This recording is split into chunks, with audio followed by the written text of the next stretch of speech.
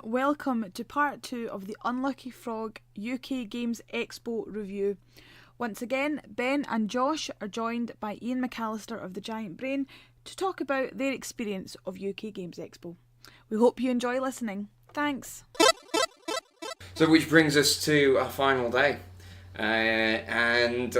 When we got into the expo this morning, there was one stand that I wanted to make a beeline for, if nothing else, because it seems quite interesting, and I really wanted to, since hearing about it, I really wanted to just try it out for myself. And this is Wizama, who have made this, they've brought their prototype of a board game, video game hybrid. Yeah. Now, we were lucky enough to be able to sit down and give it a try. I think they actually call it a board game console, don't they? Yes. Yeah, that's their tagline. Yes. The first board game console. Or So, to that effect. to give you guys a good idea, by all means, I'm sure you'll be able to see some pictures on the internet.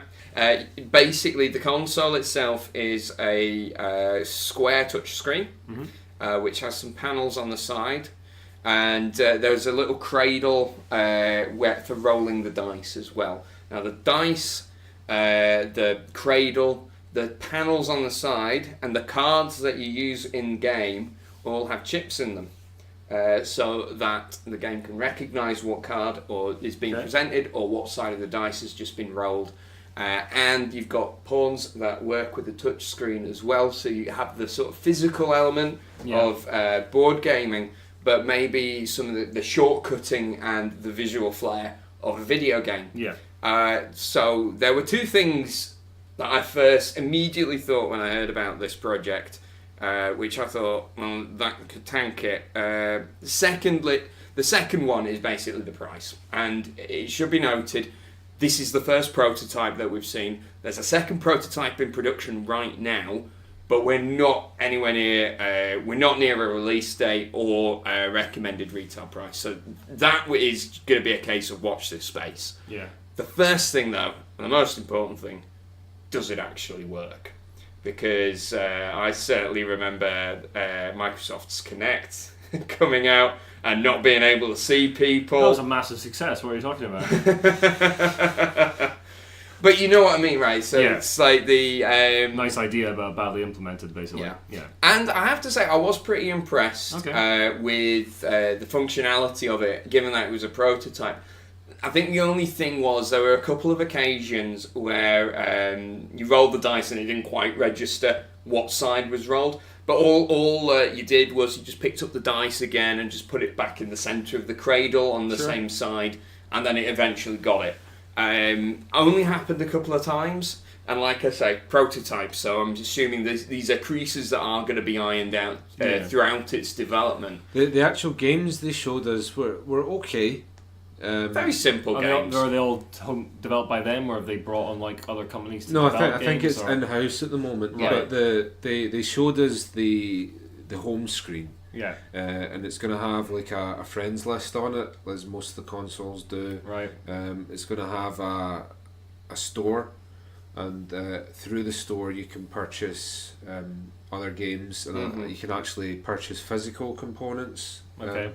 So when you would purchase like a digital game, would you get all the physical components you need for that game as well, or? That wasn't so clear. You could certainly the screen that they demonstrated. You had you had all these recognisable titles. Yeah. And this was a sort of like concept of, look, this is something that could happen. And then separately, as separate items, you had like it was a collection of pawns that were like creatures from some fantasy game. Sure. Which I thought was a neat idea. The games, like Ben was saying, relatively simple. Served though as a proof of concept. Effectively demonstrated all elements that the card reader was actually. I know I said that bit about the dice. The card reader was pretty flawless, as far as I could tell. No hassle with that. Yeah. Likewise with the touch screen and recognising where the pawns were positioned. So the card reader was reading like a QR code or something like that on each card? Or? No. There's a chip in the card, and you just hold it to the side of the console, and it reads it. Okay. Yeah. Which means you can put the card down. The console will know what card you've selected, but your opponents won't. Right. So what's their target market for this thing? Because I got the press release like you guys did before the expo, and I was not convinced. So what they mentioned was that necessity is the mother of invention, right? Yeah. So one of the problems they have is their kids are the iPad generation. Sure. It's like the babysitter of the 21st century is the iPad, right? Yeah. They had this problem where they were struggling to get their kids away from their iPads to get them interacting and being sociable. So this was dreamt up as a sort of a compromise for that. Right. Where the iPad is still being used. You still have the audio-visual stimulation from the iPad. Right. But it's being done in a more interactive and social way. Worth noting as well, they did mention that they envisaged the final product to have speakers, and each game's going to have its own little soundtrack as well. Yeah. Okay. And sound effects as well. And I think that's probably what the target market is going to be. Families with children. This probably isn't a product that's going to be for gamers like us, because we actively like the sort of tactile, physical element of tabletop But games. saying that, the thing that I my takeaway from it was like the little games, like I don't really see any value in critiquing the games that they showed us, because as Josh said, it's proof of concept rather than. Yeah. But the thing that I'd be interested to see is integrating the board game console with a game like, for instance, Twilight Imperium, where it's this huge component heavy game that takes ages to set up, ages to play, and having the board. People do love that, but at the same time, it's a barrier to entry, isn't it? Yeah. I mean, we're all adults, and the one of the shames about being an adult is I very rarely get 8 hours available in one continuous slot. Yeah. Over time, my collection has definitely decreased in length of play. Yes. Because I barely have 4 or 5 hours to spare to put together like a game session. So this is possibly a solution. Yeah. So if you had Twilight, a game like Twilight Imperium, with some sort of digital integration, you can save your game. They actually inadvertently demonstrate that quite well. One of the developers who's playing with us accidentally paused the game and then reset it, so all the progress was lost. But all you did was go back into the main menu, load up your game, and it was at the last save point. So all of our progress was not lost, which I thought was quite a funny way of demonstrating a bit of the functionality. There's certain things as well that analog games can do that video games still do better. And AI is definitely one of them. Yeah, that's fair. I mean, you've got like the new app version of Mansions of Madness, for instance, which is basically because. Like, I played the first version of Mansions of Madness, and holy hell, setting that game up so the AI was correct was a game all in itself. Yeah. So the new version with the app taking the role of the keeper is absolutely spot on. And I'm all for that kind of integration. I'm just not totally convinced by a sort of full-on console with its own set of games that's separate. We all know, like, there's thousands of games released every year, so like standing out in that crowd, some of that crowd who are very, very anti-technology. With a piece of tech, that's going to be really difficult. Maybe it'll be fantastic in the end. Yeah, I don't know, but I think they're gonna have trouble finding a home in that market. I like I said right when we started talking about this, one of the key things is going to be price. Yeah, if it's much more 100, 150, that's gonna sink that thing. I can't imagine anyone wanting to spend more than 150 on a console like this. So I think even that's probably pushing it. Yeah. Regardless, though, really nice to see some genuine innovation. A French team as well. Yeah. So it's nice again seeing people from all corners of the globe, actually, because there's people from. I think there was some people from Korea there. Yeah, I spoke to Taiwan Boardgame Design. I got one of their games for a review as well. They're really nice folks with like lots of games, and the reason I went there is like I had heard of not them or any of their games. So there's guys from the other side of the world. Guys from Greece, guys from the States, Taiwan, France. Yeah, I mean, Expo has become a truly international con over the last couple of years. Yeah. I think it was last year I was speaking to like David Wright, who's doing Tabletop Scotland, and a couple of other people who'd organised cons or were big players in game publishing, and they were like, yeah, this has arrived basically. This con has now arrived as a player in the con scene. It's been good before, but now it's like It's huge. this is now international. Yeah. And that means you're going to get bigger publishers and bigger, like you've got Games Workshop as a banner sponsor this year and that kind of thing. Yeah, great. And like we said in our preview article, it is great to see Games Workshop taking part in the wider community. Yeah. For a very long time, they kind of just did their own thing and not really bothered with anything else. Yeah, they just didn't care. I have to say, as the Games Workshop fanboy, and as we're trying to work through all of the stuff we raised in our preview, I was disappointed in Games Workshop.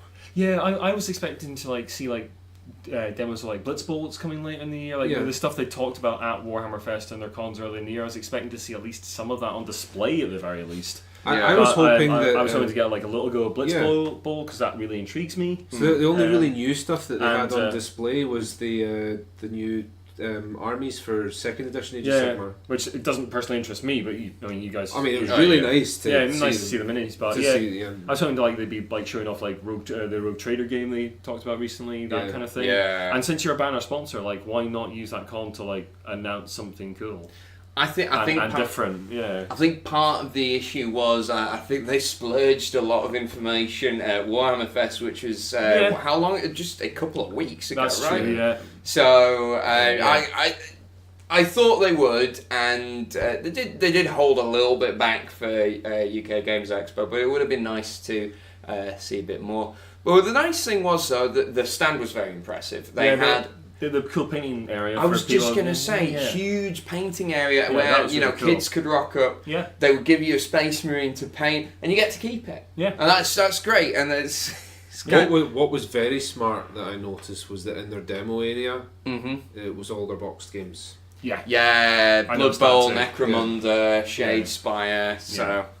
So the stand was great. A little disappointing in the lack of news. I think they had a seminar, and the only things that they really revealed was a new character for the Night Haunts would look awesome. Cool. Yeah.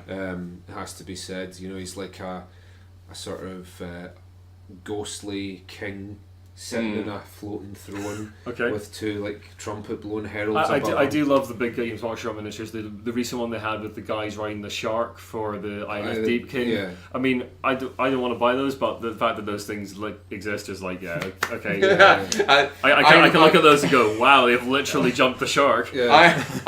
I am happy that Shark Cavalry is now a thing. Yeah, who wouldn't be? I mean, who wouldn't want Shark Cavalry?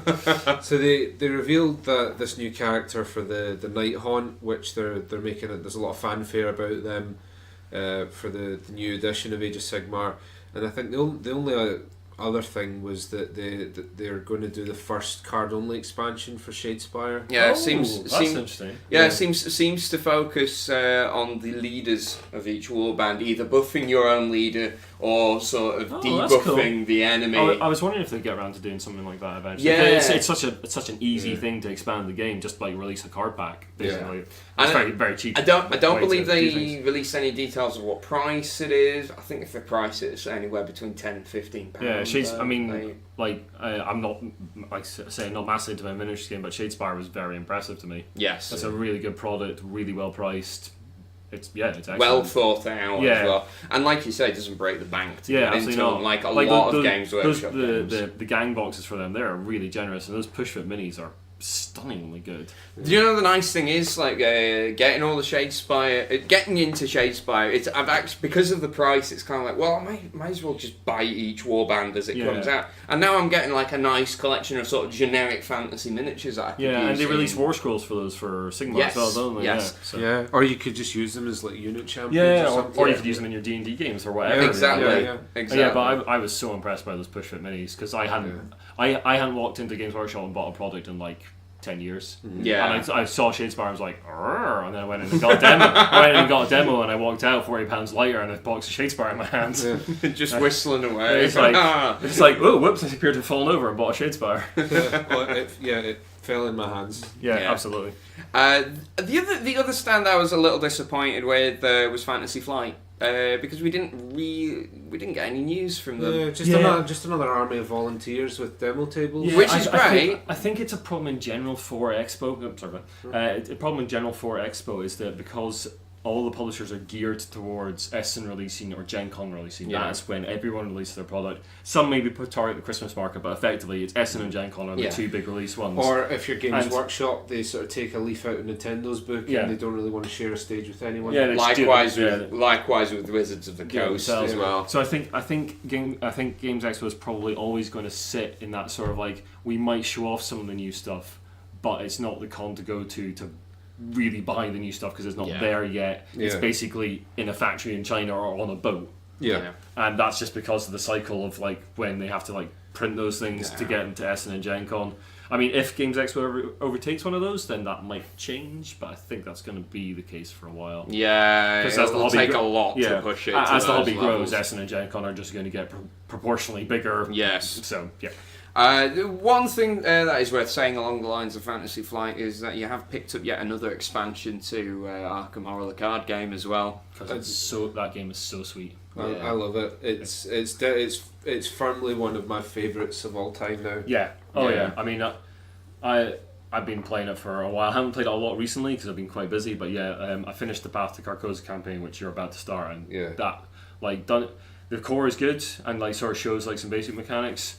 Dunwich, they really start to mess you, and Carcosa are like, right, pay attention now, boys. Here's what's going to happen next, and it's not what you expect. So the Dunwich Legacy campaign was obviously all about the Dunwich horror story, which is this creepy little backwater town where it slowly but surely emerges that there's this cult to this malevolent god, Yog Sothoth.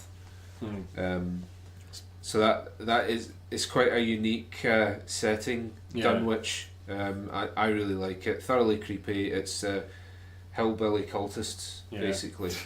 Delightful. Terrifying. Whereas Paths to Carcosa focuses on the King in Yellow, which is this. And don't say his name. Don't say his name. Yeah, it's this evil play. Yeah, and it'll take you literally worldwide. I'll say nothing else because spoilers, but it's really good. What's interesting is the King in Yellow wasn't Lovecraft. No, it wasn't. Yeah, it's the extended sort of universe. So is it the King in Yellow's Haster, right? We need to edit that out. Haster. No, stop Haster. the recording. There's going to be a police report on Burning News tomorrow morning, and no one's going to want to. The next podcast is going to be reading Josh's eulogy. Yeah. We're sad to announce. But I did pick that up. Looking forward to playing that. Yeah, but and the Forgotten Age has just come out. I've got that at home waiting to crack. Well, I still need to collect a bunch of the Mythos packs, and I need to get the 2 standalone adventures. As well. If you have trouble finding them and fancy playing them, I've got them. So I could always come over with those, and we could engage in some carnival action. It is worth saying that we're also looking to start streaming Arkham Horror amongst other things. So cool. Watch this space. Yeah. Yes. But insofar as the other games we played on Sunday, you did manage to swing by the Paizo stand. Yes. I can't really talk about it too much. I did get a chance to play the Pathfinder playtest. Yep. So I actually didn't read an awful lot about version 2. I knew it was going to be at UK Games Expo, and I kind of wanted to go in with no expectations, but deliberately avoided any details about it. We got to play through about an hour on a level 1 campaign, and there's actually quite a lot of changes to this. Jamie had a go and said they changed quite a lot as well. Yeah, and I quite like it so far. The thing is, RPGs are huge, right? So you can only get so much of an impression at level, for 1 hour and at level 1 as well. Yeah. I think the real test will be at the higher levels, when your character typically has like a million different options in front of them. You were suggesting that it seems as though they're trimming a lot of the fat, really streamlining things. Yeah. I was talking to Jamie about Pathfinder because I just wonder whether, because when D&D 4th came about, and like people, like a lot of the community really hated D&D 4th. Yeah. I quite liked it personally, but there were a lot of people that really hated it. Pathfinder became like the alternate that was the thing that they wanted, and now D&D 5th back around, and now isn't D&D 5th has come in and has just exploded, and it is how do they assail that? Well, that's the thing that I'm Like- going to be interested in finding out. How about do they going get on forward. Twitch? How do they get on tabletop? How do they get that Well, it's not massive just that. streaming audience that's Yeah. really driven 5th edition sales? Not so much the marketing side of the thing. The thing I'm interested in is why should I play Pathfinder if we've got D&D 5th edition? And also, like over the period between Pathfinder being released and now, you've had a lot of other OSR clones and other sort of D&D likes, and there's a much bigger range of options than there was like 5-10 years ago. Yes. So they really have to stand out in that market, and how do they do that? Yeah. That's really interesting. Well, so from my first impressions, things that I can tell you is they have streamlined a lot of the combat. Now, rather than having standard actions, quick actions, move actions, etc., you just get 3 actions. Sure. And everything's an action. Moving's an action. Hitting something's an action. So you can go move, hit a thing. Or you can move and hit a thing, and then even at level 1, just try hitting a thing again. You get like a big penalty to it, Right, okay. at low levels, but you can give it a go. And there's a couple of different nuances. A few of the other things, very interestingly, and apparently people lost their minds about this. Goblin is a core race now. You can just Down with this sort of thing. I love that. I mean, Who cares? we all joke about me being the dwarf enthusiast, but who doesn't love a goblin? Yeah. Yeah, I think a goblin would be super fun. I mean, to play. give people some options. Why not? Well, we were saying that one of the things we'd like to do is an all-goblin party. Yeah, that'd be quite funny. Yeah. So I think that's neat. There's a lot of other changes as to they've simplified a lot of the skills. Perception's just a separate thing that everyone gets now. Initiative isn't a separate stat. You roll your initiative in combat depending on what your character's been doing. So, for example, if you're the ranger that's been tracking, you roll for a survival check. Whereas if you are, let's say, for example, a rogue that's been sneaking around, you roll a stealth check, and that's your initiative roll, which I think is quite a neat thing because each fighter in that's an actual class, but each participant in combat brings something different, and that's going to dictate how quickly they get to react. Other changes as well. There's the shield mechanics slightly different now in that what you have to do is you have to actually raise your shield as an action to use it. Makes sense. Yeah. And if your shield gets hit, rather than you taking the damage, your shield takes a bit of damage, and then if it takes too much damage, your shield's broken. So that, and I got to try that. I was playing the fighter. So I was armed, sword and board, and got to use the shield mechanic, and that felt pretty good. Combat felt quite smooth. Overall, I was pretty impressed, but like I say, only level 1, only 1 hour. Just a taster, really, wasn't Yeah, it? just very much keen to try more of it. Now, the playtest officially launches August the 2nd, and is going to run right through until November. And they're going to be collating lots of information. I'm definitely going to be taking part myself. And we were chatting to the folks at Paizo, and they're hoping to release the final version in summer 2019. But of course, that entirely depends on what feedback they get. What I thought was very encouraging was they made a point of saying to us, we really want players to stress test this. We want people to come up with bizarre characters or bizarre parties that are going to push the mechanics of the games to its limits to see where it breaks. Sure. And then try and make sure that we can fix those breaks. So I think it's going to be really interesting. I see why they're doing it. I think you guys are absolutely right in that the advent of 5th edition Dungeons and Dragons, I think, has caused Paizo to reevaluate what is our place in this scene now. So I think this is taking steps to address that.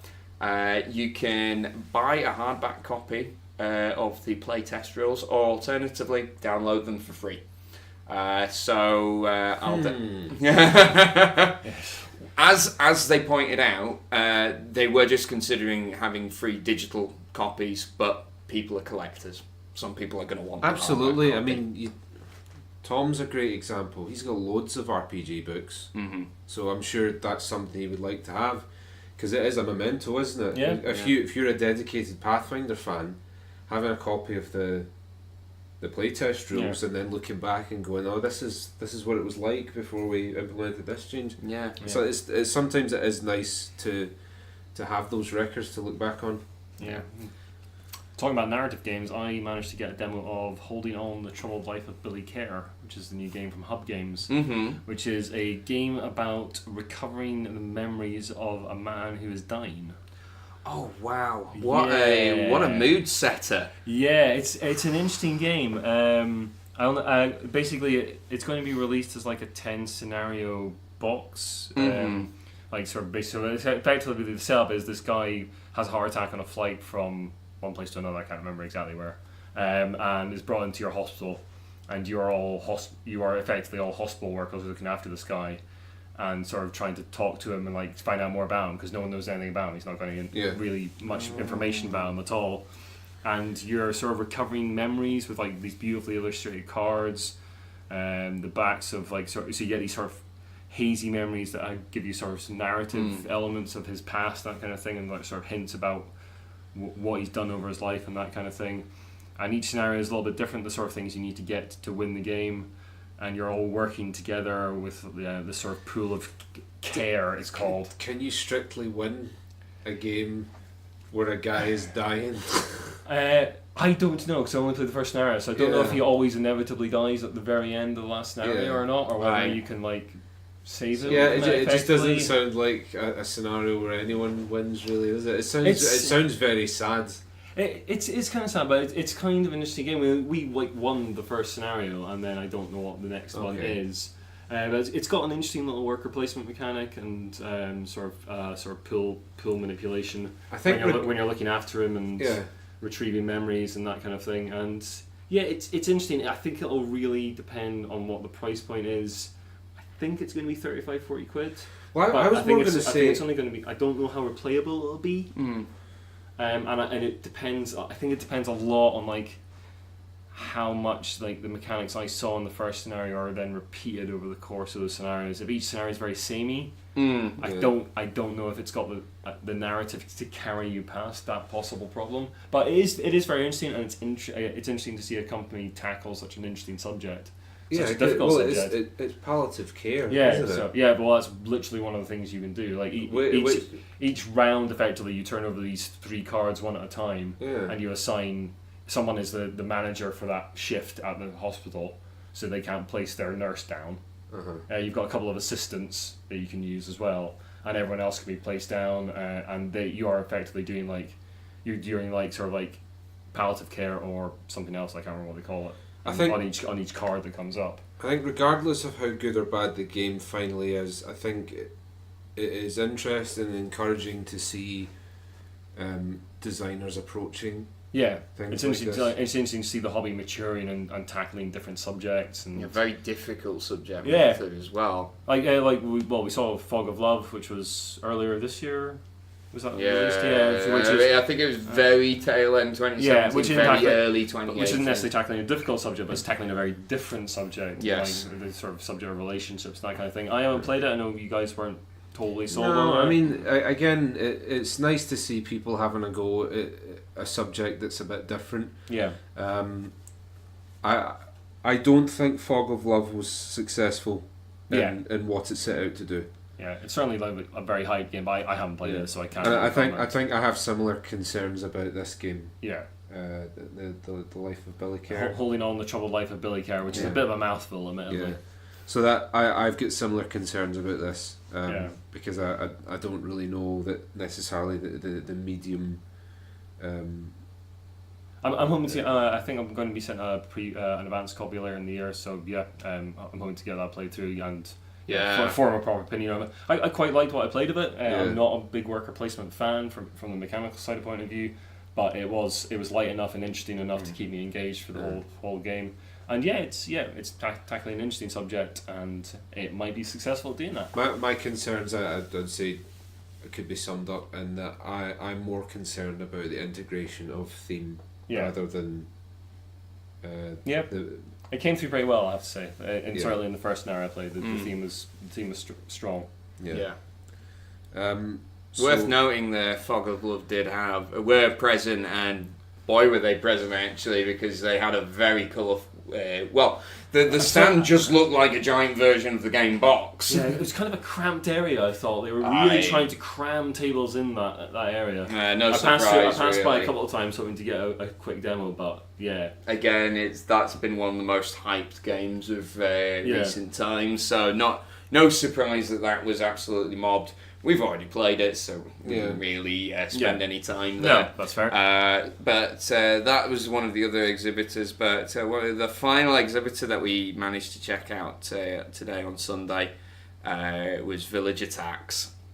And really fun. We were really enjoying that. Nice one to end the expo on as well. Was one that we really enjoyed. It was a bit more tower defence than I expected, but it's still really fun. So the players are cast as, it's a cooperative game, and the players are cast as these different monsters, like that will be familiar to everyone, the sort of classic gothic horror. Sort of Hammer horror creatures. Okay. Well, Ben was the Headless Horseman, Charlotte was a Banshee, and I was a vampire. Okay. And it was just one of the first scenarios, relatively small board.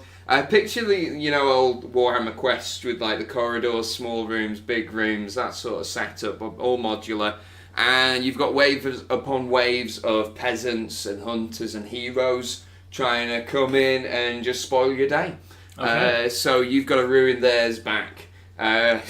It is quite funny because it's like they actually have torches and pitchforks. And it is the angry mob coming after you. The miniatures are fantastic in the flesh. They looked great on online when they were doing the Kickstarter. So very nice that that's been fully realised, and the promise was as good as the expectation on that front.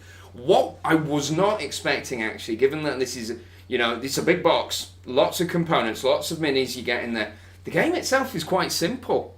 And that's really nice, really, to be honest, particularly at the end of a very long 3-day convention. It was nice to just roll dice and smash some faces. Yeah, today I was mostly doing a lot of wandering around and staring into the middle distance. So we're hoping to... Well, we should be getting a review copy of that in due course, so we're going to fully play through that and... share our opinions, but again, really, really nice game. Miniatures, which I know aren't the be-all and end-all of how good a product is, but they are nice. Yeah. Do you know what I thought was a really cool touch was that they didn't just make it the angry mob. If you're really unlucky, heroes actually venture into the castle and they come to slay a specific character. So it's got a bit of that sort of like dungeon keeper-y kind of vibe to it. A little bit, That was one of the first things I did think of, actually. Yeah. So we had like this big guy called the Executioner come after us, and he, as you'd expect, black hood, huge double axe, and he's just a tank. But there's loads of other characters, and they all specifically want to go after one monster. Right. So God help you if you're that monster. But really good fun, and the guys at Grimlord Games are absolutely fantastic and very accommodating. Really nice stand as well. I saw their stand. It was really nice. They actually let us play for quite a while after we should have vacated the exhibition area. Yeah. I think we were among the last non-exhibitor people in the hall. Very nice. Don't tell anyone. Shh, it's a secret. We're supposed to be there. Disgraceful. Yes, I know. How dare we? But that about wraps it up. There's loads of stuff that we haven't had a chance to talk about. We popped by Boardgame Crate, who were very interesting service that they're providing, monthly subscriptions. Got a chance to chat to them. Briefly got to say hi to the likes of Mark and Bez on the press night, but didn't really get a chance to see them during the main convention. So my apologies, guys. We love yous. But we also swung by Redwell Games, got to try a couple of their games. There's one VoteMe. Yes. I know you're saying you're not too keen on party games, but there's a bit more storytelling in this one, which makes it quite interesting. I'm always willing to give them a go, but they have to be particularly good to float my boat. We're going to be doing a review of that in the future as well. And the old Hellfire Club as well, which I am yet to actually play. I wandered over while Charlotte was in the middle of a game, and I wandered over to the sentence of, so I was beating up Emily Bronte in Buckingham Palace. I just turned round to the creator, Jamie, and I was like, is this a particularly weird moment, or is this kind of par for the course for the game? And he just went, this is par for the course. So any game where you get to do that has piqued my interest. I'm really looking forward to trying that out as well. Are we missing anyone else? Probably, but we'll be talking more about the expo and stuff we've got up to in the coming episodes. Yeah. So guys, I hope you really enjoyed our extra bumper episode of UK Games Expo. We're doing a swag video. We're going to do a swag video. Excellent. Damn right. We got a lot of swag. We got some swag, so we'll show that off on our YouTube channel, so don't forget to check that out, guys. But until next time, thank you very much for listening. Thank you, Iain, the Giant Brain, for coming on the show. Thanks for having me, guys. Yes. Say bye-bye to the nice people. Bye-bye, nice people. And we'll catch you next time, folks. Have a good night. Bye. Bye. We are Unlucky Frog Gaming, and I am Ben. Be sure to follow us on Facebook and Twitter. Just search for Unlucky Frog Gaming. You can also show your support by giving us money through the Unlucky Frog Patreon. And be sure to check out our website, unluckyfrog.com, to find out more.